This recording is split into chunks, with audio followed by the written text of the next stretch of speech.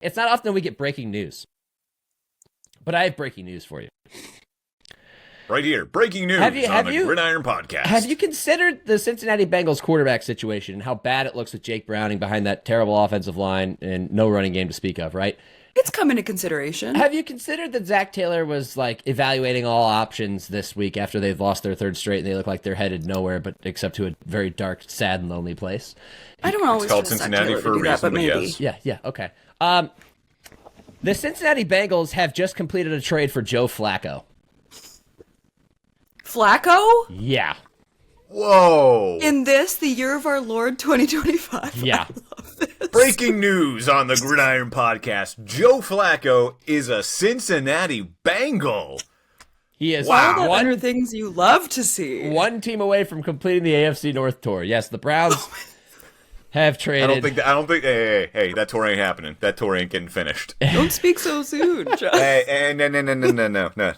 That tour ain't getting finished. She's not coming here to Pittsburgh. Well, yeah, you do have a lot of youth at quarterback there. I wouldn't put it into consideration. The Browns have traded Joe Flacco to the Cincinnati Bengals in exchange for a 5th-round pick. They traded a 6th-round pick with Joe Flacco. They get a 5th back from Cincinnati. Well, hey, look at it this way. The Shedeur Sanders fans got their wish. He's now the backup. Speaking of getting the party started.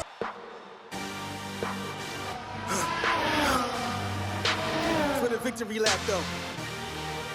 They ain't never seen nothing like this before. Lit the room when I came through the front door. Ask me if I stress overcome, what for? Train under trees, please pardon my sycamore. Touch burning sands, cross lands, and stormy shore seasons in the year, yeah. Switch gears, we keeping haters in the rear. At the blood, sweat, and tears, and my goal so near. I see my victory so clear. I see my victory so clear. And today, we break through. And today, we break through. And today, we break through. And today, we break through. And today, we break through. You know what else makes your ears look big, Nick? Oh, sorry. Hey, welcome to episode 82 of the Gridiron Podcast, everybody. Sorry about that little slip-up right there. Nick was just complaining about the hat that he's wearing, which reads, "Run the damn ball." Makes his ears look big. Which, to be fair, Nick, I mean, you got big ears, man. Like, I do. It's okay. I do. Embrace it. You got a bald head, All you the got better big ears. to hear you with, my dear. Exactly. Bald and big ears are beautiful. That's it's fired, okay. Sean. How mean. I mean, look, you can like I don't my hear big you ears. defending him. You can like my big ears and also acknowledge that they're big. Both things can be true. Exactly. I'm not knocking his big ears. I just said bald and big ears are beautiful. This is episode 82 of the Gridiron Podcast, which if you're new here, welcome. We're the only podcast in the world that covers all the grid of Formula One and the iron of American football. We get to switch back and forth on these two topics at will, and we often do. I'm Sean Barie. Joining me as always is our NFL.com talent writer, Nick Run the Damn Ball Shook, holding down the fort in the land, flexing on the haters, and wearing a MoneyGram Haas F1 t-shirt, which is kind of cool, actually. Yeah. More on that later in Yes, story time. yes. And then we've got our Canadian queen holding down the fort in Kimberley, British Columbia, Canada. It's Katie Caldwell. Great work. It is, in fact, in Canada. Great job, Sean. Canada. Well, it's always like every time you have to write out anytime we're in the States and you have to write out the abbreviation, it's just like, Ontario or Ottawa, Ontario, Canada. I'm like, I know it's in Canada. Do I need to add the CAN after? Like, we don't need that. We know it's in Canada. Then why do you add it? It would get there anyways. AP style, baby. AP style. Yes, you're goddamn I do right. respect You're that. goddamn right. And I hate that AP let people start using over and under to signify quantities. And I hate No, that it's more than. And I hate that they allowed you to use single digits instead of spelling out numbers under 10. It drives me insane. Why can't we? Wait a minute. Yes. When did this happen? Yes, these are When just did the this small happen? changes. They added swag as a term that's acceptable. Like, actually, that might be the dictionary. That's okay. Is nothing sacred anymore? Okay, we are digressing. It's at a more rapid than, rate. it's less than, and if a number is under 10, you spell out that stupid Damn number. it. I feel so seen right now as an English nerd. The Gridiron Podcast, brought to you by the AP Style Guide, is nothing sacred anymore. Anyway, as I mentioned, we talk about Formula One and football on this podcast. We're going to start by talking about, what was this, week 5 in the NFL? We're already 5 weeks into the season. Then we'll get into the Formula One season, where it stands. We're coming off the back of the Singapore Grand Prix. So we'll get into all that as well. As always, you can find us on social media. We're on Instagram. Where are we at on Instagram, Nick? At Gridiron Pod. Check us out. Cool. We're on IG at Gridiron Pod. Hit us up there. Katie's in charge of all that. She posts fun content. Share, like, subscribe. Send us a DM. Say what's up. You can also email us if you're old school. Katie, where can they email us? At the Gridiron Podcast 3. That's at the Gridiron Podcast 3. Damn those other two. At gmail.com. All right. We're on Gmail and we're on IG. Hit us up. Got a great show for you today. We're going to recap week 5 of the NFL starting right now with the game that everybody is talking about today, guys, and that would be Monday Night Football. Prime time, under the lights of Duval County. Duval. Jags. Duval. You know what? Liam Cohen's Jags are sitting at 4-1. He can say Duval however he damn well pleases, because they just beat the Kansas City Chiefs last night. Trevor Lawrence, he gets knocked down, but he gets back up again. You're never going to keep him down. What a weird ending. And I even texted you guys last night. What did I just watch? If you haven't seen it, welcome from the rock that you've just climbed up from under. But essentially, Trevor Lawrence leads a game-winning drive against the Chiefs with under a minute left. First and goal at the 1-yard line. He falls down because one of his guards steps on his feet, and rather than just stay down, he gets back up, realizes that he can run for a touchdown, and does. Actually, he falls down twice.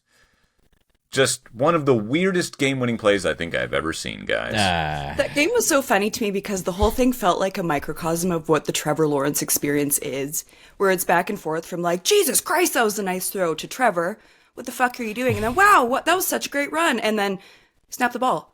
Snap the ball. Snap the ball. Bro, you gotta snap the ball. Oh, there's another penalty. Like, I know the play you're talking about, too, because they wasted 20 seconds on that game-winning drive. You mean plays? This was the full experience. Trevor, don't take that sack. You have a minute and a half left. You're trying to come down and win a game. Why are you taking that sack? You can throw the ball away, Trevor. What are you doing? Nick, I thought you said it perfectly on NFL Daily, where you said this was the first instance in this decade we got an example of, oh no, you scored with too much time left on the clock for Trevor Lawrence and the Jaguars. True. And it's funny is in the first half they had the same sequence. It was like a minute 45, and Liam Cohen strangely decides to not take a timeout when the Chiefs are about to punt, and they have like a minute 10 to work with, and they do absolutely nothing, and it's an absolute shit show. And then with the game on the line, there's a minute 42 left, and they have the ball in a very similar scenario, and I'm like, here comes the shit show again. And make no mistake, it was a shit show. It's just a shit show that panned out in their favor because Trevor Lawrence made 2.5 really nice plays in a clutch situation, which just drives me mad because this guy is the number 1 overall pick from 2021. He was supposed to be a generational talent. He was supposed to save the Jaguars. It's either been health, injuries, or just like slight inaccuracies. He's never gotten to that point. And even in a game like this, you still see the talent, and yet it drives me insane that they won because it was a sloppy mess. Damn it. I want my winners to make their game-winning drives look pretty, look heroic, majestic, spectacular. This was not spectacular. It was a freaking car crash, but a car crash we couldn't look away from, and somehow both cars rolled and then landed perfectly on their wheels. You tweeted that last night, Nick, and I responded with a gif from the F1 movie of that just insane crash where... overly dramatic, way too unrealistic. The overly dramatic, like we see the F1 car spinning in midair, goes over the barriers, which could never happen in a million years, but it was cool for effect. For the plot, it was cool, and for the plot of this game, this car crash was cool. We do have to admit, like, that pass on that game-winning drive from Trevor Lawrence to Brian Thomas, drop in a bucket. Beautiful. Beautiful. But you're right, he gets 1 or 2, oh my god, amazing plays a game, and then the rest of it is like, what are you doing there, Trevor? What you doing, bud? That round, that's a square hole, and you're trying to fit a triangular peg through it. What you doing there, bud? What pisses me off is that everybody's going to look back on that game, and they're going to be like, the Jags are 4-1. Why isn't Trevor Lawrence in your top 10 in QB index? Because get real. He's living on a razor's edge. It's like riding a roller coaster with it while realizing as you get to the top of the hill that you didn't buckle your seatbelt, and you hope you survive. That's what it is. That's what it is. One of my biggest nightmares, but Yes, thank you. Yes, that is. Actually, I've died in my dreams many times that way. It felt like so many times last season we talked about all the dark magic that was surrounding the Chiefs, and every single one of these games would always go their way. And it feels like a bit of the opposite this game. I didn't leave that game feeling really bad about the Chiefs. Yeah, that's the Their thing. offense looks like they're back. They're fine. The defense, They look fine. Oh, speaking of defense, what was Chris Jones doing on that touchdown? I don't know. Standing around, enjoying the nice humidity of Jacksonville, Florida. And it was so funny because the whole broadcast, they kept being like, just wait until Chris Jones makes that signature play. And he did make or do something that we're all talking about today, which is, why were you just standing there? It looks like he was controlled in like Madden 2025 and like the controller just disconnected. Somebody's like that moment controller where the controller died. just disconnects and Chris Jones just standing there. It's like in video games. He's an like, NPC now. when there's like a real like technical bug or a glitch, sometimes they'll take what's called the T pose, or people know it as the Jesus pose, where they just stand there straight with their arms out and they just Or George don't Russell. move. Yeah, or the George Russell. That's an artistic Jesus pose, but yes, that's the only thing that was missing from Jones on that play was that he didn't go full T pose. I couldn't understand what I was seeing, and then I kept watching the replay, and I bet I've watched it 15 times since because I keep seeing it pop up on Twitter. And yeah, I don't have an answer. What was he doing there? His explanation afterwards, too, in his post-game press conference was not good either. He was just like, we got to try harder. Like, no, you have to try harder. You individually. Your controller disconnected, and then you were just standing there on the goal line. I'm watching it again right now. Oh my god, I wish I could run the video on this. I wish we had rights to it. Jones sheds his block, watches Lawrence fall down, assumes that the play is over, then watches Lawrence get up and run, break a tackle, and becomes full spectator. Just goal line spectator. Like, if he had actually started running after him, he may have been able to chase him down. Instead, He's not there to make the tackle, and Lawrence gets in the end zone. It reminds me of something that Austin Coley always likes to point to, Sean. You'll appreciate this. We used to play basketball together in like elementary school and middle school, and there was a highlight of a play on one of our season-long tapes where a ball goes out of bounds, and like apparently I'm within range to save it, and instead of me going after it, I just stand there and watch it go out of bounds. And his dad roasts me to this day about just standing there and watching the ball go out of bounds, which I admit, at times on the basketball court, I became a bit of a spectator because the action is just so entertaining. But that is exactly what Chris Jones did on that play. That does not define the game overall. It was a thrilling game, though. It entered we do weekly rankings over the course of the season for top 5 games of the year. It made it into my top 5. Actually, no, I don't think it did, but it would have been a candidate for it. It did not make it, but it was a very entertaining game, a bit of a sloppy game. But yeah, like Katie said, I don't feel bad about the Chiefs. I know we talked about this on NFL Daily last night with Greg, and they're fine. Their defense needs to be a little bit better, but I think they're fine. And by the way, those who were like, whoa, the Chiefs are 1-2 after 3 weeks. Are you more worried about them or the Ravens? I'm raisins. They are raisins at this very point. much They more look worried like about the Baltimore Raisins than I am about the Print Kansas the City t-shirts. Chiefs. They're all wrinkled up and look terrible. They're like old grapes. Chiefs are just fine. They're raisins. It is funny when you look at it this year. Last year, you talked about the black magic from the Chiefs. They were 11-0 in one-score games. This year, 0-3 in one-score games. The script has already been flipped on them. So maybe it is worth worrying about them just a little bit. They're still going to be there. But we watched them win these games last year. They won them. We counted on them to win these games, these close games, and they're not doing that this year, Nick. And they're going to get Rashee Rice back soon, and their offense is going to get that much better. And as long as their defense is competent, they will be just fine. Because they are the Kansas City Chiefs, and they have a quarterback who is better than anybody else in the NFL at improvising and keeping the chains moving forward down the field. Don't look at me like that. Don't look at me like that. The first part of the sentence, it was like one of those, like, you had me in the first half, I'm not going to lie. Yeah. And then when I heard the rest of it, I'm like, okay, now I understand. I don't know about that. Speaking of defense, can we move on to a game that didn't have any, but was still just as entertaining, if not more so? Oh, that's the team that, Why do I know that's exactly the game where that we're gonna involved go your here? team, I believe. We're going up into the Pacific Northwest, baby. The all-time uniform matchup of 5 decades in the making. We had the Buccaneers traveling to Seattle wearing their 1976 throwbacks, the white creamsicles, and then you had just the beautiful royal blue and green from the Seattle Seahawks with the silver helmets. It's just, I mean, before the game kicked off, everyone was just talking about the uniform matchup, and I totally forgot they were doing it until Wednesday, I got to the Buccaneers facility for Todd Bowles' press conference, and they had the creamsicle backdrop, and I'm like, they forgot to take the creamsicle backdrop down. Why is that?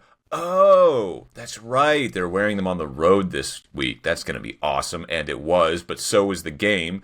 Buccaneers win 38-35, a come-from-behind victory in the final minute of the game. Again, another game-winning field goal at the death from Chase McLaughlin. Again. I mean, Nick, I'm sorry to... I hope this isn't copyright infringement, but cardiac bucks. They are the cardiac bucks. I wish there was like a synonym for cardiac or like thrilling. Like let's do one right now. I do this often when I write and I repeat words too often. I look up a synonym for them. I wish there was one that starts with B. Candidates that we have: exciting, stirring, action-packed, rip-roaring.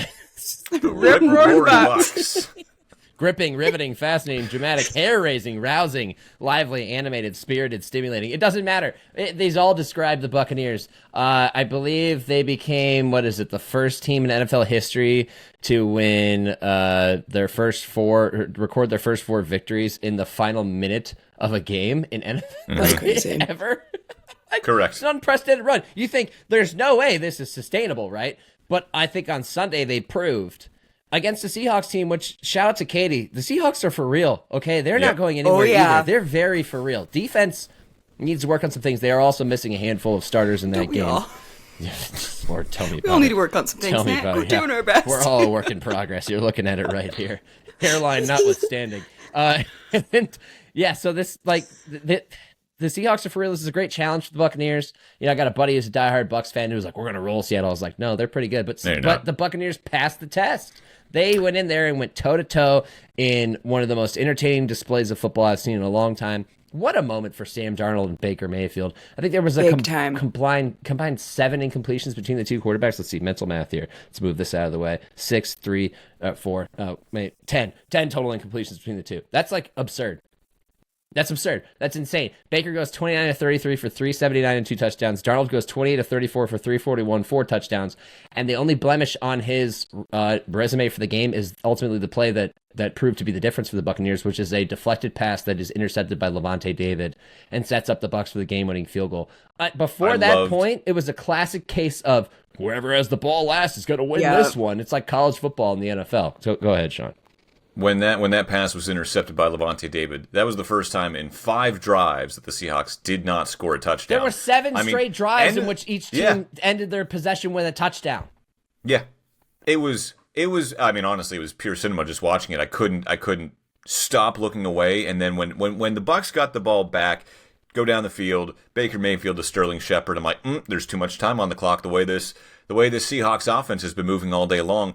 And honestly, I didn't give the Bucs a shot. I know I cover the team, but they are so banged up on offense, on defense. No Bucky Irving, no Jamel Dean, no Kalijah Kancey, no Greg. It was insane that they were even in that game to begin with. And then, cardiac bucks come through again. Just insane. I didn't watch all of this game live, which is wild because this is the one I had circled on. That pains me for you. Me too, but the only reason I didn't is because the Blue Jays were up 1-0 on the Yankees. So I put on the baseball game, and then I tried to have Chargers here, and I'm going back and forth between everything. So I kept going back to the Seahawks game, and every single time it was like, what has just happened? So I watched the full game afterwards, and man, it's probably for the best I wasn't watching that live because, I also go ahead. No, I was going to say I also texted you guys. Ohio State, it's officially wide receiver U now. Yeah, let's put it together. LSU can argue with the wall. I'm sorry. Ohio State is wide receiver U because you had both Jackson Smith and Jigba, and you had Emeka Ibuka just going off. Just anything you can do, I can do better. And ultimately, Emeka Ibuka had the better day. But those Jackson guys, Smith and Jigba, still amazing. Those guys were teammates. Yeah. With also Chris Olave and Garrett Wilson and Marvin Harrison Jr. An absolute Oh, and by the way, a receiver who's better than all of them is playing at Ohio State right now. He wears number 4. His name's Jeremiah Smith. And Carnell Tate's pretty damn good, too. And there's more in the hopper than just those two guys. Trust me on that. Yeah, you're absolutely right. It was a great showcase for Ohio State. Great recruiting weekend for them. Mm-hmm. You want to convince a receiver to go to Columbus, you just throw on that game and say, those guys came from here. This is what you can do in the NFL if you come to Ohio State. But yeah, it was a fantastic game. I mean, there's nothing but good things to say about Darnold and Mayfield, and Emeka Egbuka stepping into what's essentially Who, Nick? Emeka Who? Egbuka. Emeka Egbuka. Was I not right? Was I not right? You were right. I was right the whole You said time. no. You were wrong. You said he would be the number 2 receiver in Cleveland. That is not Not in correct. He would be the Cleveland, number you 1 mean in receiver. Tampa? Cleveland. No, in Tampa, you mean? Because I never said anything No. about him being number 2 in Yeah, Cleveland. you did. At the very end of the video, you were like, he'd be a number 2 in Cleveland. No. This look, he's the number 2 in Tampa because Mike Evans exists, and since Mike Evans isn't on the field, this guy's could be a number 1 for most teams. He's doing better than even Terry Yeah. McLaurin did in his rookie year. Yeah. By the way, another Ohio State receiver. Also, Ohio State, yes. Yeah, he's been fantastic. I feel vindicated on being on the Egbuka train. I'm happy the Buccaneers spent that first round pick on him. It's a good pick for the short term and the long term. It also takes the pressure off of Chris Godwin, who was just getting his feet under him after coming back from his severe ankle injury that he suffered last year. It's kind of wiped away the lack of Jalen McMillan in this offense. Like they're just cruising because of this kid, who was the most polished receiver I think in the class coming out of Ohio State because of all the years that he spent with the Buckeyes, and he's freaking balling out of control. I don't want to end the segment on this, but I feel as though I have to, because it's not often that we do this show, that it's a day pod, still kind of a new thing for us, but more importantly, it's not often that we get breaking news. But I have breaking news for you. Right here, breaking news on the Gridiron Podcast. Have you considered the Cincinnati Bengals quarterback situation and how bad it looks with Jake Browning behind that terrible offensive line and no running game to speak of, right? It's come into consideration. Have you considered that Zach Taylor was like evaluating all options this week after they've lost their third straight and they look like they're headed nowhere but except to a very dark, sad, and lonely place? I don't always called trust Zach Cincinnati Taylor for a to do that, reason, but but maybe. yes. Yeah, okay. The Cincinnati Bengals have just completed a trade for Joe Flacco. Flacco? Yeah. Whoa! In this, the year of our Lord 2025. Yeah. Breaking news on the Gridiron Podcast. Joe Flacco is a Cincinnati Bengal. He is All the one other things you love to see. one team away from completing the AFC North tour. Yes, the Browns have traded. I don't think, hey, that tour ain't happening. That tour ain't getting finished. Don't speak so soon, Josh. Hey, no. That tour ain't getting finished. She's not coming here to Pittsburgh. Well, yeah, you do have a lot of youth at quarterback there. I wouldn't put it into consideration. The Browns have traded Joe Flacco to the Cincinnati Bengals in exchange for a 5th round pick. They traded a 6th round pick with Joe Flacco. They get a 5th back from Cincinnati. Well, hey, look at it this way. The Shedeur Sanders fans got their wish. He's now the backup. There you go. See? Everything works out. There you go. He's now the number 2. Just as they said You're he should right. be. I guess one okay performance from Dylan Gabriel convinced the Browns that they don't need to hold on to Joe Flacco anymore. If there's ever a move that says, shut up, fan base, we're sticking with our plan and there's nothing you can do about it, it's the Browns trading Joe Flacco to a very desperate Cincinnati Bengals team. The first trade, I believe, since the Browns and Bengals, since they attempted to swing a deal for A.J. McCarron, but a paperwork filing mishap nixed that deal on the day of the deadline. I'll never forget that day. I'll never forget being on the radio in Cleveland from LA, being in the parking lot in the Culver offices of the NFL Network and trying to explain that, yes, in order to get a trade done, you must fax your paperwork in time. And the Browns did not do that, which in hindsight was probably a good move. But yes, Joe Flacco is now a Cincinnati Bengal. And frankly, guys, I don't know what your takes are on it, but mine is that it's not going to do a damn thing because they can't block and neither could the Browns. Yeah, fair. At least I just love Joe Flacco, so at least like I'm glad to not watch Jake Browning anymore. But is it going to move the needle for me? No. But do I like this for Joe Flacco? Absolutely. I like the fact that Joe Flacco's getting another chance. I feel like this is probably the last go-around for him, honestly. Like, it's time for Joe Flacco to hang it up and has been for a couple of years. How many times have we said that already? Right. But at the same time, Jake Browning, world's greatest backup last year, not getting it done this year. I guess the Bengals, why not take a shot? They feel like they look at this division and they go, really? Are the Steelers really going to win this division? Just by default because The Ravens suck. The Browns suck.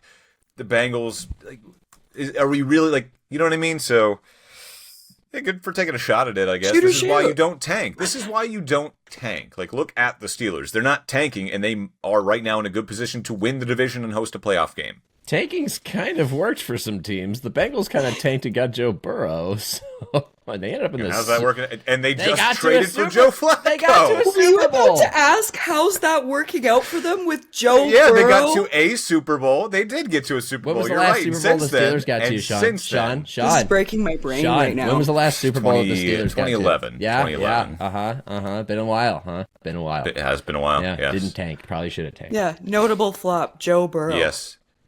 Well, it's worked so well for the Jags, the Browns, the Cardinals, the Patriots. Notable flop, Joe Burrow. Hey, speaking of the Patriots, I think it did work out pretty well for them. Drake May is Yeah, a dog. Transition. Drake May ain't That's a half bad. transition. He's a dog. Yes, dog It's like rating. X-rays. Oh, he's definitely got that dog in him. He had that dog in him on Sunday night when the Patriots took down the Bills in Buffalo. Probably sent the Bills. Does this say more about the Bills, though, or the Patriots? Good question, I Sean. think it says both, and I think that's going to lead us into our next segment as well. But first, we give a shout out to our chat members because we got Godsend in here. Shout out to Godsend. He's actually sending a welcome to Papa Popper, who's also in the chat. Diehard Gridiron Welcome, listener. friends. We're going to show Gridiron Diehard listener Papa Popper here saying Bengals hoping for a Flacco honeymoon period. It has happened before. It did in Cleveland, but they could block. They can block and they can run the football. Two things the Bengals can't do. And then Logan, another diehard listener of the podcast, Patriots fan, says, Drake May mentioned. Yeah, you're damn right Drake May's mentioned. He earned his mention on this show after how he performed on Sunday night. If you ever needed a great opportunity for a kid who needed a little bit of national exposure, you got one on Sunday night. Drake May, 22 of 30, 273, doesn't throw a touchdown pass, doesn't matter. Hits Stephon Diggs 10 times for 146. The revenge game is complete for Diggs as he goes into Buffalo, torches a defense that I think is going to be their Achilles heel all year. May rips a handful of just spectacular throws, puts himself firmly on the national radar, and pushes back all those haters who've been in my mentions for the last 2 weeks being like, why is Drake May in your top 15? What has he ever done? The Patriots stink. The Patriots are 3-2. They're a game behind the Bills, and Drake May just put together a signature performance that's going to make you all put some damn respect on his name. You know what this also says a lot about, too, is not just the development of Drake May, but obviously that is coming along, but just look at what Mike Vrabel has been able to do in his short time in charge of the New England Patriots. We all, on this podcast, were like, Tennessee, don't get rid of Mike Vrabel. He is the reason you even have a puncher's chance. Like, if you're going to rebuild with Mike Vrabel. Yeah. And for some reason, around Mike yes, Vrabel. they didn't see that happening, and so he lands in the perfect situation for him. Goes back to New England, and look what he's already been able to do. I'm not saying that they're going to win the division and finish ahead of the Bills. They might make the playoffs as a wild card potentially, but they're going in the right direction, which is what you want to see with such a young team that quite literally doesn't have that much star power on it. Yeah, but they did spend a lot of money in free agency because they had a lot of cap to spend. They spent because they had to. And that has propelled their turnaround. Their defense has been playing with aggression over the last few weeks. Honestly, Sean, I know you're not going to like to hear this, but they should have probably beat the Steelers in that game. Oh, they should have. No, they absolutely should have. If they don't fumble on the goal line and just commit some ghastly mistakes at the worst possible time. They fumbled 5 times in that game. Yeah. I think that they should have won that game. And May has been dialed over the course of almost this entire season, save for week 1 against the Raiders, which also brings up another point. The parity in the NFL is undefeated because folks who watch the Patriots beat the Bills on Sunday night, they're like, this Patriots team, the same one that lost to the Raiders, week 1 never matters. It never tells us a damn thing about what the season's going to, how it's going to look, because nobody knows anything, and often those results don't hold over the course of a season, and the Raiders are in a dark place since then. And the Patriots continue to ascend. You are absolutely right, Sean. Mike Vrabel, his imprint is already showing on this team. They've adopted his identity defensively. They're scrappy offensively. And for some reason, Vrabel has shown an immense amount of confidence in Ramondre Stevenson, despite him fumbling all the time. And all the time. But it paid off in the clutch moments against Buffalo on Sunday night. And you got to give a tip of the cap to the old ball coach for sticking with his guy in the face of adversity. What a fun, shocking upset. Look, I think we all like underdogs. If anybody has a heart, you like an underdog usually. That was a classic story of an underdog that used to be the king of the hill, rolling into the new king's house and saying, we're back, baby. We're not going anywhere. It's not going to be easy for you anymore. Was that their biggest win since the Tom Brady era? Yes, unquestionably. Yeah, absolutely. Like, I can't think of Absolutely. one other thing that even came close. I felt very vindicated on my YouTube series. I predicted the Patriots to win that one, and my co-host looked at me like I had two heads, and I felt great. Katie, where can we find that YouTube series? Bet Canada? I think it's just at Bet Canada. There you go. Yeah. I don't have betting, which is nice, but it's called Bet Canada. That's where you can find me. Bet. No cap. Canada. Bills lose, Raisins lose, Chiefs lose. Which one are we most worried about? It's a new thing. Bills, Raisins, and Chiefs. The Ravens, they're freaking bad, dude. That defense is atrocious. They're ass. Yeah. Oh my they're god. so bad. CJ Stroud hasn't had a walk in the park like that in about 2 years. 44 points. He threw 4 touchdown passes. He only had 4 incompletions. They got after him a little bit, but the offensive line looked way better against that just absolutely decimated defensive front for the Ravens. I mean, this is an average to below average offensive line that has not been able to figure out pass protection or run blocking, and Nick Chubb ripped off a touchdown run of 27 yards against them. Okay, like Nick Chubb at this stage in this economy ripped off a 27-yard touchdown run against that Ravens defense. They're in a bad place. They're 1-4, and without Lamar Jackson, I don't know where they turn. Now, he may only miss another week or so, but it is a monumental task to ask him to carry this team with a defense that is that bad, and with a version of Derrick Henry right now that cannot get out of the starting blocks. 15 for 33. I'm about to bench Derrick frickin' Henry in fantasy. And look, that's no knock on... Words have never been said like that before. If there's one example in which a defense actually deserves a lot of credit for bottling up Derrick Henry, there's 2 this year with Baltimore. It's Cleveland in week 2 and Houston this week, right? But ultimately, Derrick Henry has proven over the course of his career to be better than that. And he's not anymore. And it feels like he's lost confidence. It feels like the Ravens are in a crisis of confidence right now. And I don't know how you get out of that without Lamar Jackson or without any semblance of the aggressive defense that you built your identity on for so long. These are not the Ravens that you knew, that your grandfather knew. Well, I mean, your grandfather didn't even know that they existed prior to 1996.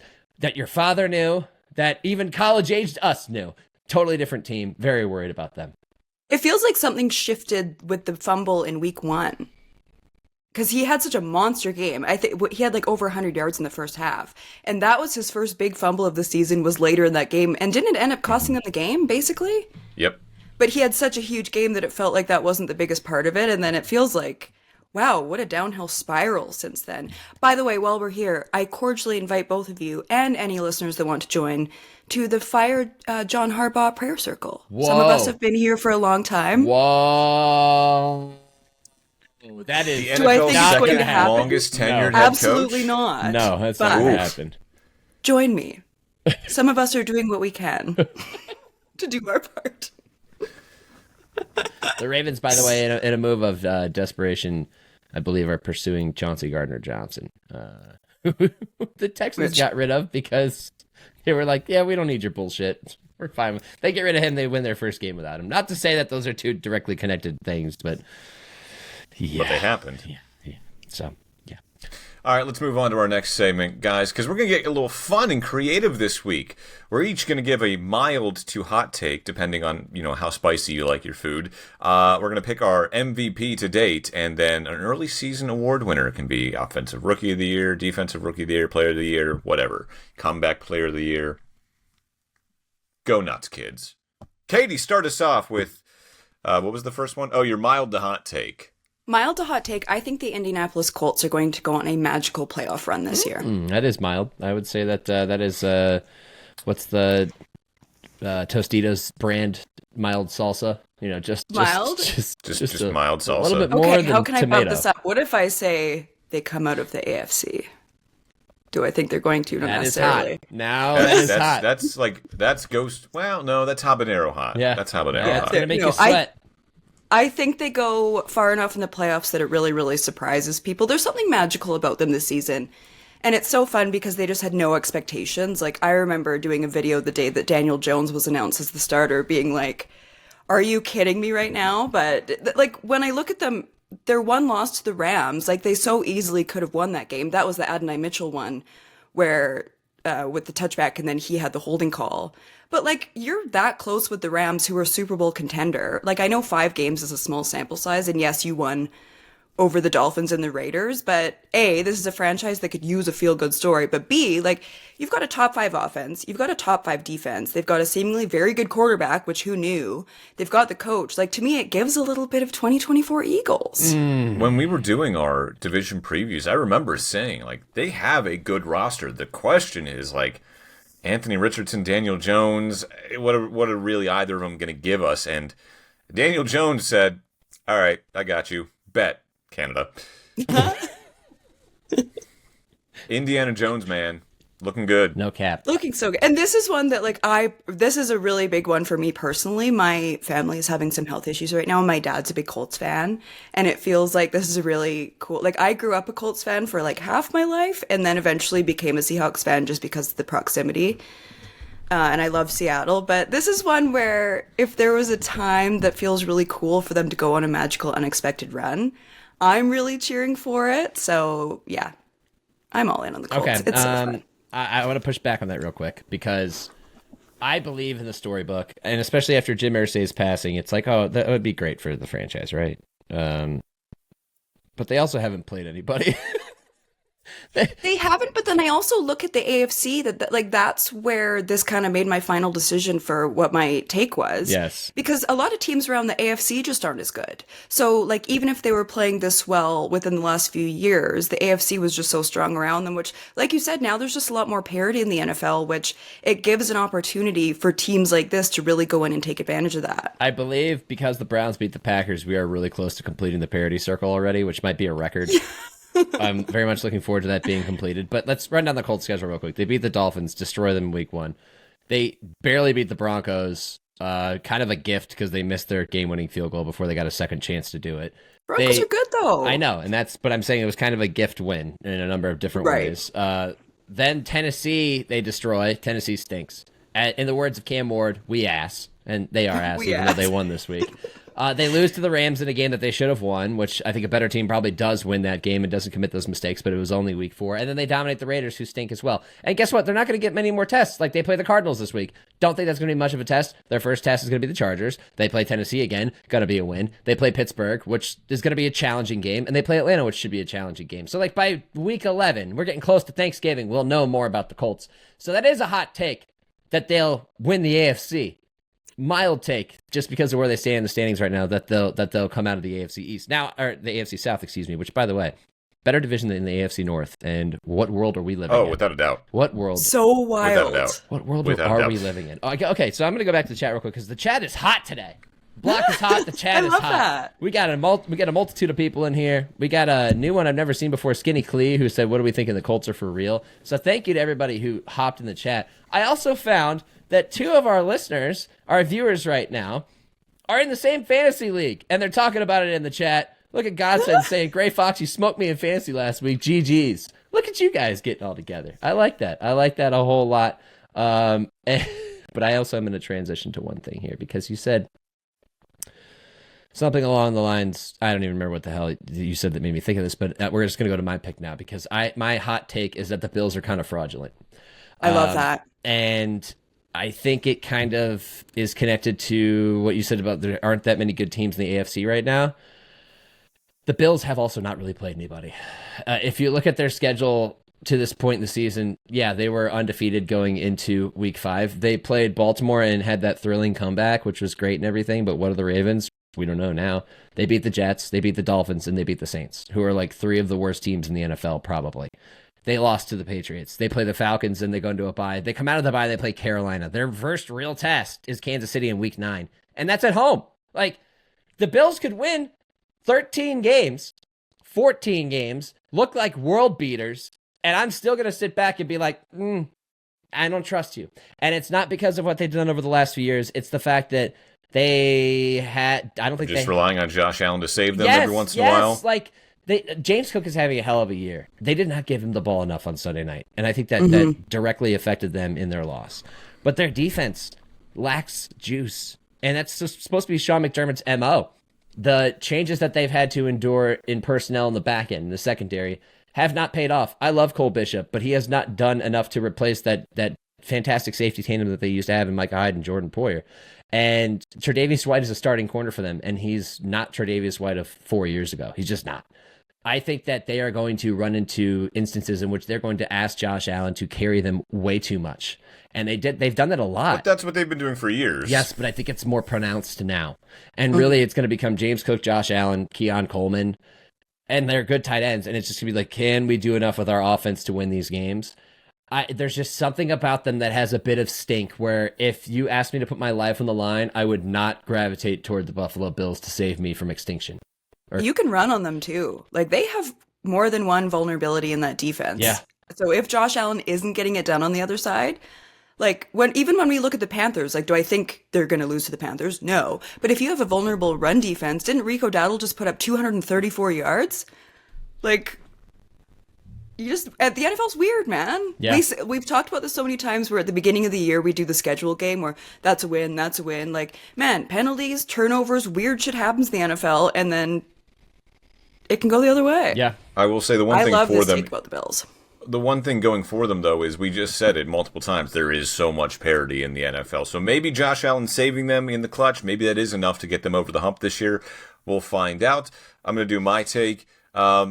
This is probably on the milder side. I don't handle heat that well. But the Pittsburgh Steelers are going to win their first playoff game since 2016 this year. And that was the most predictable take of all. What's my side?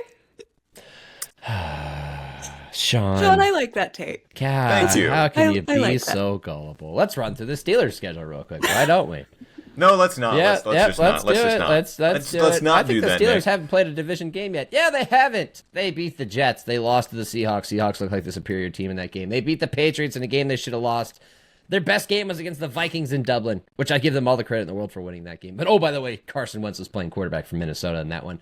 They get an early bye. They come out, they play the Browns, Bengals, Packers, Colts, and Chargers. That's The probably... Joe Flacco-led Bengals. Yeah, watch That's out. the other thing. Keep We're in talking mind. about the Cooper Rush-led Raisins, the Dylan Gabriel Browns, and the Joe Flacco Bengals. Until Lamar comes back. I like it at 3-1. You think, Yes, they're in a good spot. Because he statistically always has a great record against the Steelers and Mike Tomlin. The AFC North is going to be the most difficult division to predict how it's going to pan out because they're all not great. And the Steelers Correct. are the best looking team right now. And I think by the time we hit Thanksgiving, we may not be able to say the same thing about them. Or I'm wrong and they've proven themselves and they have a commanding lead in the division. But if they go 2-3, I think they beat the Browns and the Bengals and they lose to the Packers, Colts, and Chargers. Then they'll be, 5-4 as we hit mid-November. Oh, and you play the Bengals again and you play Chicago. Kind of a soft schedule. But the back end is where it gets really tough. Buffalo, Baltimore, Miami, Detroit, Cleveland, Baltimore again. That's where we're going to learn. They're going to be in the running the whole time. I don't like it. Yeah. I don't like it. I'm pushing back against this. We have more contributions in the chat here. We have Papa Popper saying, I want to join the Gridiron Podcast Fantasy League next season. Thank you, but that doesn't exist. And if I have any Not say yet. about it, it's not going to exist because I hate fantasy football. Yes. We also have Oh, I God love Three saying, it. leagues right now. diehard Broncos fan saying Bo Nix is winning a playoff game before Justin Herbert. Count it. I don't hate that take. I don't hate that because they don't have both their starting tackles right now, and they also They lost can't their. protect Justin Herbert. And they don't have a running back at the moment. They lost Najee Harris and Omarion Hampton. Harris for the season, Hampton going to IR with an ankle injury. The parody is just parodying right now. Like it's at the top of the top. Like Gray Fox says, Steelers look ass. We are not good. And they're leading the division. I don't know what to make of this. So we're going to move the segment forward to the next That spot. division is ass. And think about talking about the divisions heading into the season. That looked like one of the strongest Right, ones. that looked like such a strong division. This might be the worst division in football at the When moment. you lose your Because quarterbacks. of the situations every team finds themselves When you in. lose your quarterbacks, that's what happens. All right, we're 5 weeks in, guys. Who's your MVP? Katie. We all have the same answer. We all have the same answer. Say it with On me. the count of 3. One, two, 2, 3. Joe Baker Flacco. May. Katie just had to ruin a good thing. It's Baker Mayfield. That's my MO, friend. That's what I do. You should see me in any social setting. She's the wild card. Ugh. Cut the brake lines. Wild card. She's the person standing on top of the limo going, woo, as it's going down the Vegas Strip. Yeah, I'm Yes. in Vegas. Nick, All right, we've why- met in Vegas. That's the only place we've met in Yeah, person, and and I you were- was exactly like that. You were surprisingly tame. My MVP, first of all, I know this isn't the point of this award because no one would ever accept this argument, but in my heart, my real MVP is Joe Burrow because you see how ass that team is without him. I like this take. So I like that concept of like, as soon as that one piece is removed and all of a sudden the team is 4,000 times worse, obviously he won't win it. But in my heart, Joe Burrow is the most valuable player this season because we see how shit they are without him. Yeah, if only it was not an award based on achievement and actually stuck to its name, which is most valuable Exactly. player. Yes, you are correct. I think there's an argument to be made that Baker Mayfield is just as valuable, if not more so, than Joe Burrow to the Buccaneers, just I because agree. all of these fourth quarter comebacks, not even fourth quarter, these last minute of the game comebacks, Baker Mayfield's the one doing that stuff. The Yeah. one knock we have against him is in that Eagles game. It was his mistake, his interception throwing into double coverage that cost them, the Bucs ultimately a shot at winning that game at the end. But Baker Mayfield, man, first quarterback in NFL history in this game against the Seahawks to throw for over 375 yards and less than 5 incompletions. Yeah. It's Baker frickin' Mayfield, Dialed, man. dog. He's freaking dialed. A He's- game-winning My drive is gosh. starting to feel automatic with him. Yes. Like into the level of when you watch Patrick Mahomes with a game-winning drive and then Josh Allen, like I would put Baker Mayfield right up there. Yeah. Where he has the ball and it doesn't really matter how much time is left. He's going to sling it and he's going to get it done. Like it's wild watching this happen. I think so when I was growing up in Pittsburgh, that 08 championship, Super Bowl 43, which was in Tampa, Big Ben led 6 game-winning drives in the final 2 minutes of that season, 2 minutes of a game in that season. And everyone's like, oh, the 2-minute drill, Big Ben in the 2-minute drill. Baker Mayfield has done almost that feat in the first 5 weeks of the season. Like, it is insane what It's he so and the Buccaneers fun. are doing. And I hope we don't find out, but I guess we'll find out how valuable he is, say, if he goes down for a game or two and Teddy Bridgewater has to come in. Like, then what happens? Yeah. You know what's crazy is like, yeah, he's thrown for a ton of yards, and he's obviously the linchpin of this offense and of this team.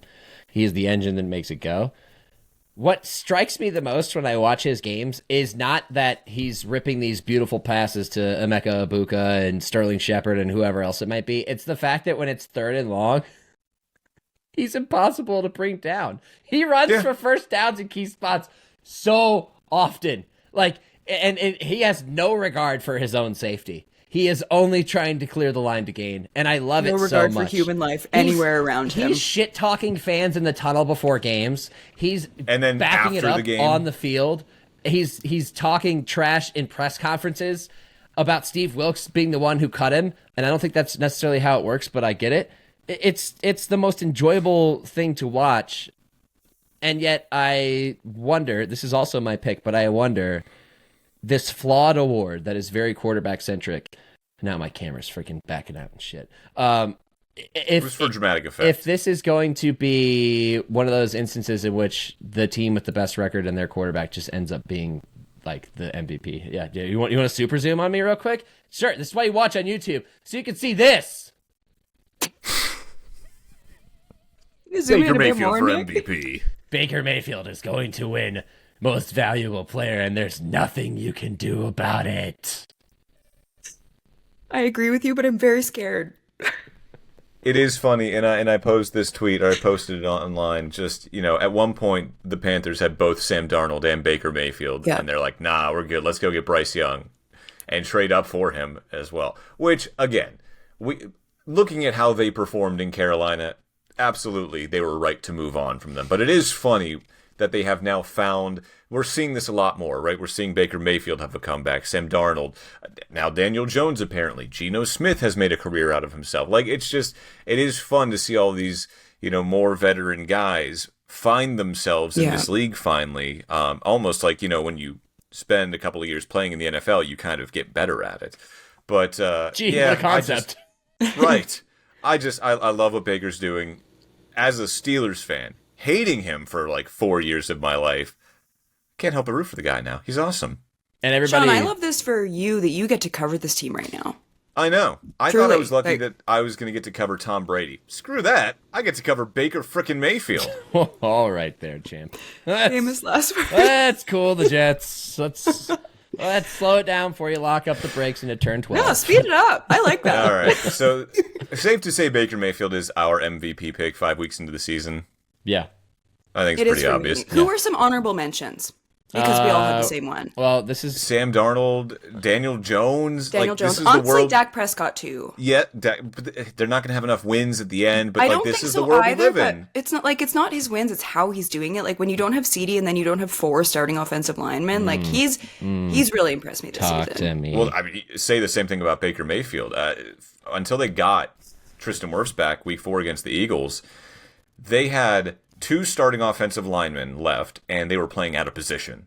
They swapped Ben Bredesen and Graham Barton because, like, oh, Ben's a good center and Graham Barton's a hell of a left tackle, so go for it. Yep. And that's what you got to do in the NFL these days. And they keep winning despite those challenges. That takes me into the next part of this segment, though, Katie, because you popped up a name there that I agree with. Who is your early season awards favorite outside of MVP? I'm going to go with Offensive Player of the Year because, like Katie said, or maybe it was Sean, they're not going to have enough wins to justify an MVP choice, which is why that award is flawed. But Dak Prescott is playing high-level football and deserves, if he continues this, Offensive Player of the Year. I think that could be what the award is actually made for instead of team success. He is playing quarterback at an elite level right now. He made it into my tier 1 a couple of weeks ago. He's going to stay there as long as he continues to play football like this, and especially, yes, without CeeDee Lamb out there. George Pickens has been a great find. I know this might pain Sean a little bit, but he's been a great find for them. And they're only a couple of crash outs, you know. Yeah, which he is going to do that, but he's One found a of great us. role. Yeah. Don't we all have a couple of crash outs along the way? He's found a great role with that offense. Javonte Williams is running well too, but Dak Prescott is the reason that the Cowboys are even competitive. And it just takes a review of just him at quarterback. Don't look at the score, don't look at that sort of thing. He's throwing the ball with incredible precision. He's taking shots. He's making acrobatic, unbelievable plays like that pass down the sideline to Jalen Tolbert that set up a field goal in that crazy game against the Packers that unfortunately ended in a tie. He's playing elite football. I think he should be in the running. He's my choice for Offensive Player of the Year, only because the Cowboys, again, are not going to win enough games for him to get serious MVP consideration. Katie? I like it. Which one are we doing right now? Your early season Early season award winner. awards.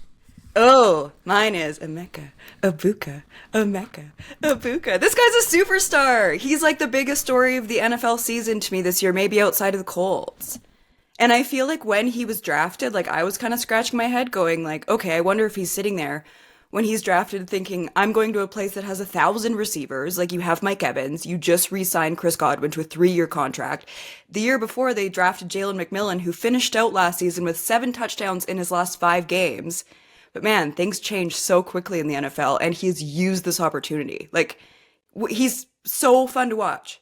I will turn on a Bucs game just to watch him and Baker. He's worth the price of admission alone.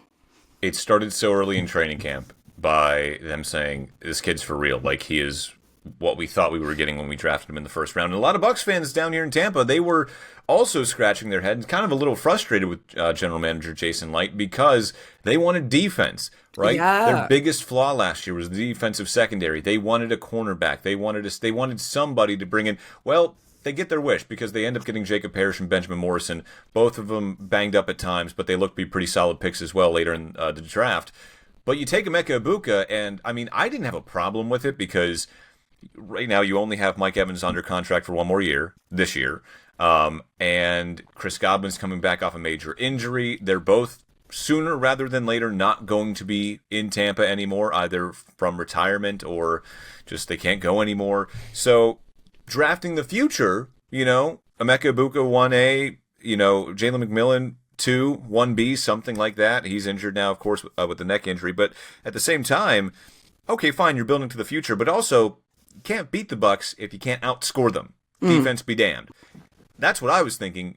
Kind of worked in that way on Sunday, but at the same time, yeah, Emeka Egbuka has just turned out to be like the steal of the draft at this point. It's amazing. You were saying future, and I just couldn't help but think of that SpongeBob scene where Squidward's just on the ground going, future. But you're right. It was a short-term and a long-term pick, and it's paid You off. do a very good Squidward. Yeah, you do. Oh, God. That's concerning. I have a nose. You do have Squidward energy, I Nick. got the nose for it. I do have Squidward energy, except I can't you play play the the clarinet? No, I cannot play the clarinet. Did play saxophone back in the day. All right, I like all those picks. I like how you're all on board. Except Sean, who's your early season award winner? Because this is a terrible choice. I wrote it in there just to rage bait you. Good. And clearly, Damn it, I got took you. the bait. Damn it. You did. I wrote down in the docket that T.J. Watt was going to be Defensive Player of the Year. I don't think so. He's still having a good year. You're a jackass for Oh, that. I didn't see Right. that. That would have But at the rage same baited me time- too. Hey, how about Puka Nacua, Offensive Player of the Year? Okay. Oh, yeah. Leads Okay, I receivers like in that. yards right now. He is absolutely the wide receiver one in LA. I mean, he is just electric to watch. Yep. I didn't know exactly how that was going to work out, now that the focus was pretty much solely on him. I know they have Devontae Adams at the same time, but Puka Nacua, man, he is fun to watch.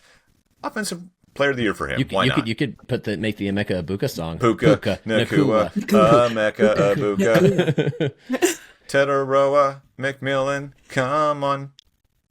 I lost keep on it. scoring. Yeah. Okay. All right. Now I guess we still got to work on that. That's Bucky our strength Irving runs the ball with, I don't know. with passion. We'll workshop it. Irving. We're gonna stop that right here. Before we lose our All right, viewers. we're going to do our picks for Week 6 of the NFL, but I don't know if we ain't have nobody time for got that. time for that. I'll just handle Yeah, it we don't later. have time to. Yeah. Nick will just actually have to do his work That's later. me. then, That's rather me than using the have show us to multitask. do That's it all for it is. him. Yeah, I'm just multitasking. We're going to switch gears now to talk about Formula One. 53 minutes into this sucker. So, guys, Nick, isn't there normally a sound effect? Don't you? No? Live? Yeah, why not? What do you think I feel this like you is? should. ESPN? You should skirt. You should skirt. All right, we're switching gears, talking Formula One. We were in Singapore this last weekend for the Singapore Grand Prix. We've not done this podcast in a couple of weeks. We've missed a few races, just scheduling difficulties at this point. My fault. Playoff baseball got in the way. My fault. It's all of our faults. But we're back. Let's talk about the Singapore Grand Prix. I believe we only have 6 races left after this one. Your winner, George Russell, wins from pole, followed by Max Verstappen, who is now finished on the podium 3 straight races, I believe, winning 2 of them. Objects in the rearview mirror may be closer than they appear. Max making a comeback for the driver's title for his 5th in a row, asterisk. And then you had Lando Norris from McLaren rounding out the podium, and Oscar Piastri, the current championship leader, finishing 4th. Guys, this was a boring race. Nothing noteworthy happened at all. It was pretty much just cut and dry from the start. So I feel like we can move on to next week's predictions. Yeah, sure, McLaren fan. Just hide. Hide from the obvious problem that's existing within your team. Getting a real Nico Rosberg, Lewis Hamilton vibe out of McLaren right now. So this was a snoozer of a race. From lap 2 to, lap 62, I think there's some 62 interesting laps. moments.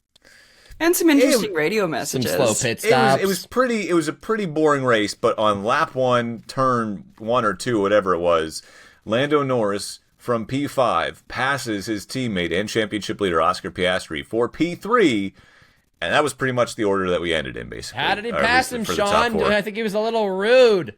They were banging wheels a little bit. I Little think bit. Fire rules, but driver, not like that. One driver was banging wheels, and that driver was Lando Norris. And it was Lando Norris. You know what? I know you guys are going to disagree with me because you're going to call me a Lando fan and a Lando homer, but he saw a gap. He went for it. The stewards said it was clean. He didn't force Oscar into the wall. He didn't force him off the track. Not that you really could in Singapore. Did they bang wheels? Absolutely. Lando had a little front wing damage. Was it a little, that's not very nice to do to your teammate? Absolutely. But season's winding down and they're in a championship fight.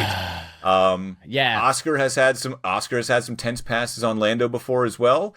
I think this was Lando going for a gap. He got the move done safely. He did not ruin Oscar's race nor his own. I thought it was okay. And then the problem that I had was, look, we've been saying all season long, oh, hey man, Oscar's as cool as a cucumber. He doesn't let anything bother him. Not Dude, anymore. turn the radio off on his boss at the end of the race. Oscar, we're world champions. Click. Just turn the radio off on Zach Brown. Ain't got time for your bullshit. No, but also, Sean Robert, your bias is showing, because why did Lando bang wheels with Oscar Piastri on lap 1? Because he went for that gap, and ended up bumping into Max Verstappen, which threw him off of course, I guess, out of control a little bit, which then sent him into Oscar Piastri. Oscar described it, or I think they described it on the broadcast as him barging through and forcing Oscar off. And there was no penalty or any resulting consequence from the FIA because it was created by Lando first hitting the back of Max, right? And you're like, that happens. That's racing. Racing incident. Incident. Thank you, Look, Katie. in a sport where I feel like sometimes the stewards do get a little too picky on what is a racing incident and what isn't, that was racing, man. That was all right. They banged wheels a little bit. No one got sent off. No one's race got ruined because of it. I think that was racing, man. That was good racing. Now, I understand why Oscar is frustrated, especially coming off a couple of weeks ago when Lando has a bad pit stop, not his own fault, and they say, Oscar, could you let Lando go by? Which at the time I thought was right, but now when you look back at it, you go, ooh, yeah. So now Interesting. in Oscar's mind, you're thinking, you made me swap places back in, was that the Netherlands? Where was that? Monza. You made me switch places back in Monza, and now you're not going to do anything when, the guy that you say isn't, the star child, the favorite son, bangs wheels with me, almost causes a crash. Interesting. You're not going to do anything now? If we're looking at this scenario just in a vacuum by itself, I think there was nothing wrong with it. It was good, clean racing, hard racing, and I understand why Oscar's a little frustrated because it's not the most teamly thing to do. But when we're looking at the overarching storyline of this season, Oscar can start to say, I'm sensing some favoritism here, guys, and I don't blame him for it. What gave it away? Gee. Except for every single move they've made this season. Oh, even coming down to Lando, letting them determine who gets to pit first. Lando, do you want to let Oscar pit first, or do you want to pit first? Yeah, no, I want to pit first, and he pits first, and he gets a quick stop and maintains his lead in this race. It's been Lando biased for weeks, if not months. Zach Brown can't hide it. It's his favorite son, and Oscar has every right in the world to be pissed off right now. I'd unplug my radio, too. I wouldn't want to hear Zach talking in my ear about being Constructors' Championship when you just put the screws to him again. I don't think McLaren put the screws to him today. Again, if we're looking at this scenario, it's the combination. Absolutely. I get it. But on Sunday, that one scenario, Lando just made the better move. In this one instance, yes, Lando made the better move and I had no problem with it. But you're right.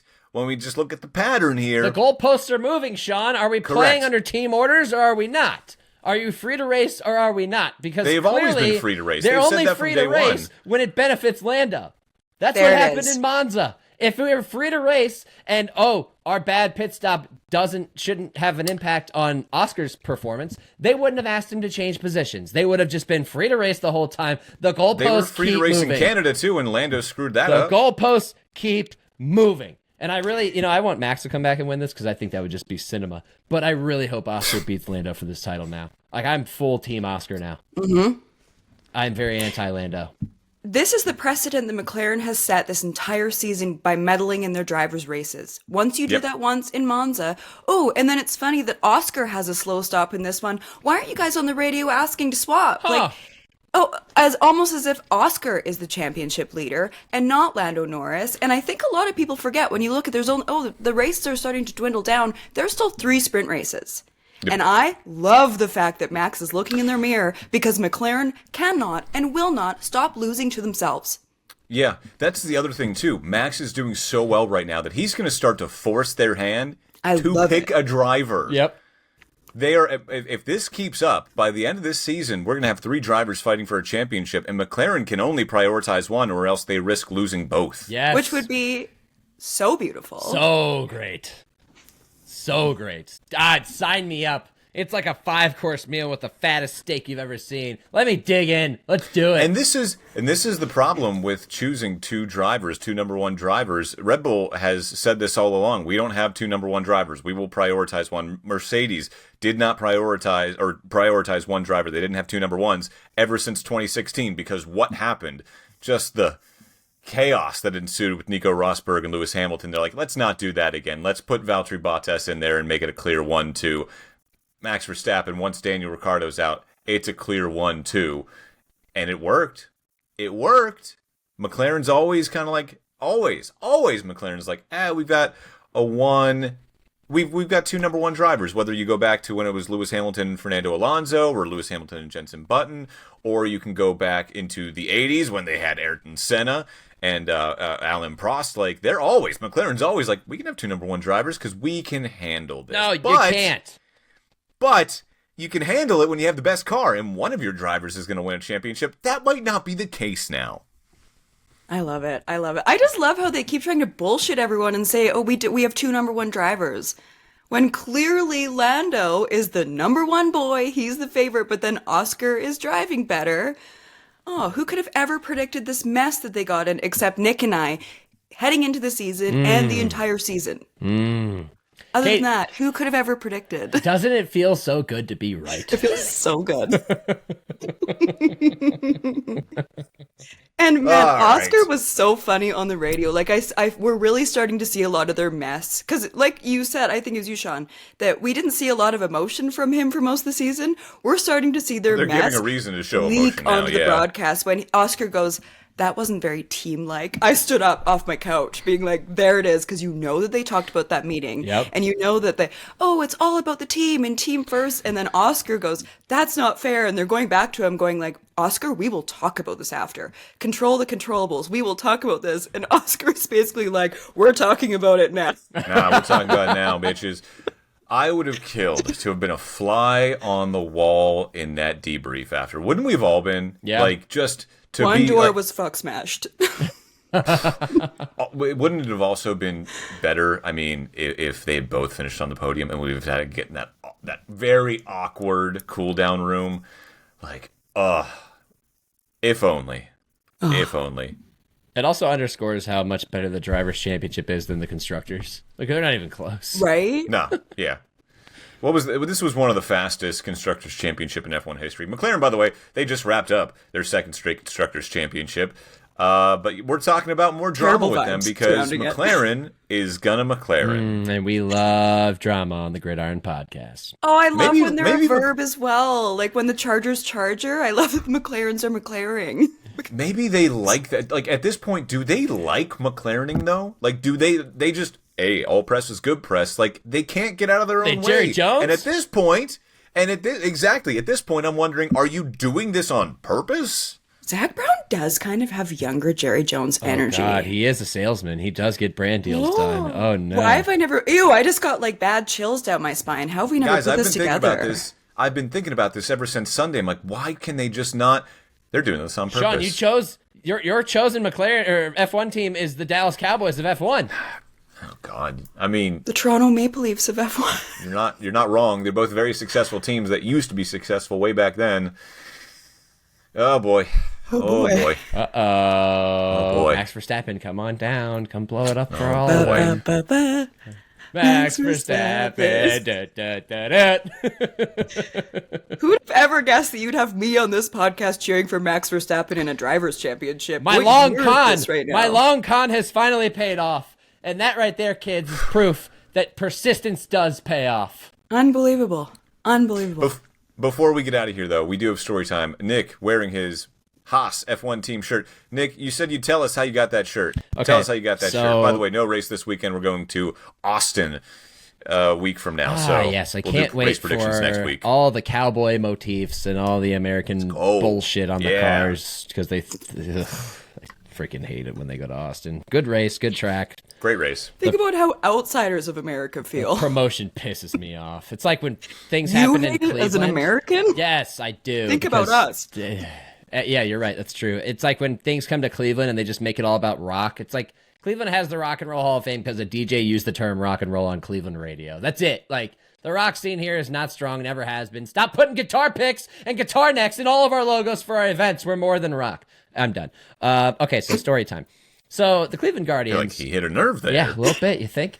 The Cleveland Guardians found themselves in a playoff race in the final 2 weeks of the season, and they completed the improbable, which was they erased the largest deficit to win a division, coming back from 15 and a half games back to unseat the Detroit Tigers on the final day of the regular season. Now, with all of this in mind and me having the ballpark pass, in which I've already paid for a ticket to every game, standing room ticket, I said, screw it, I'm going to go to as many of these games as I can. So I went to 4 games in the final week of the regular season. Hell yeah. I went to Tuesday's game, great win over Tarek Schoolball and the Tigers. I went to Thursday's game, not a great performance. Friday, not a great performance. Saturday, thrilling walk-off because a guy got hit by a pitch. Your Cleveland Guardians, in a nutshell. One of those games, I believe it was Friday, I went to meet up with my friends, but they were still doing a little pre-gaming at a nearby bar, and I just walked into the stadium by myself. Not far from the first time I've gone to a game by myself in this capacity. Grabbed a beer, stood out by the standing section. It was filling up. Everybody's fired up for this weekend series with Texas. And I'm standing there, and some guy and his, middle-aged guy in front of me and his girlfriend, this guy keeps kind of like looking at me. So finally he looks at me and I hold the stare for a second. He goes, "Hey, what's your last name?" And I was like, shook. And he goes, no. "Oh, wait, is your dad's name Greg?" And I go, "Yeah." And he's like, "Oh, I used to do business with him for like a decade."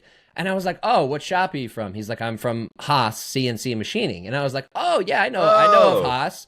He's like, "Yeah, me and your dad, we did business for years," because my dad worked in industrial knives with like knife sharpening and stuff like that, and blade maintenance, all sorts of things like that. He worked a lot with CNC machine shops and pelletizer blades, all these other different things.